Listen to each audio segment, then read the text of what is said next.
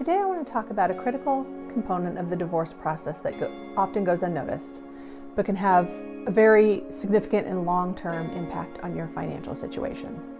And that topic is credit.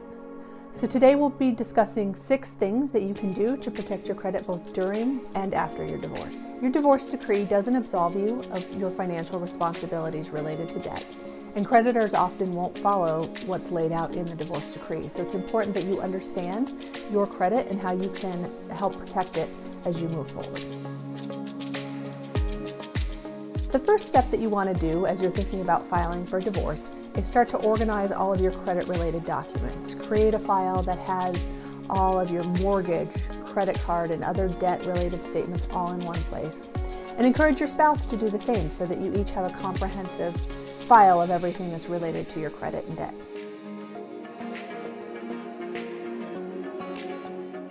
The second step that you'll want to do is get a copy of your credit report. By law, you're entitled to a free copy each year.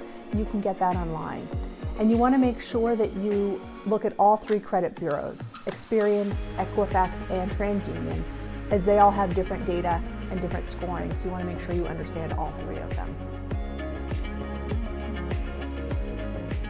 Before you start divorce proceedings, you also want to close any joint accounts to new transactions. So make sure that you notify the creditors that you are getting a divorce, and you want to close the accounts so that no new transactions can take place during the time of your divorce. It's also a good idea, to the extent possible, to pay off any joint debts as part of the process using marital assets so that each of you can start clean post-divorce. Once the divorce is finalized, you want to vigilantly monitor your credit, making sure that you don't see any new transactions or accounts that you're not aware of. I also recommend to clients that they go ahead and freeze their credit.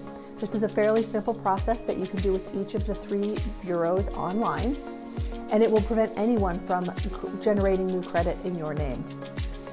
It does add a little bit of complexity when you actually want to go apply for credit, but having that additional 3 minutes of work is totally worth it in exchange for not having anybody able to apply for credit under your name.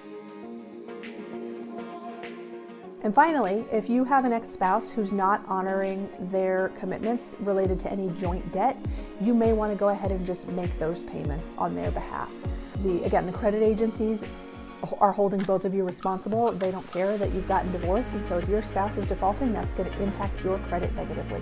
So in order to prevent that, you want to make sure you're monitoring any payments that your spouse is responsible for, and if they're not being made, you're going to want to make those instead. Obviously, there's a lot of things that you have to do during divorce, and it's not an easy process to get all the way through.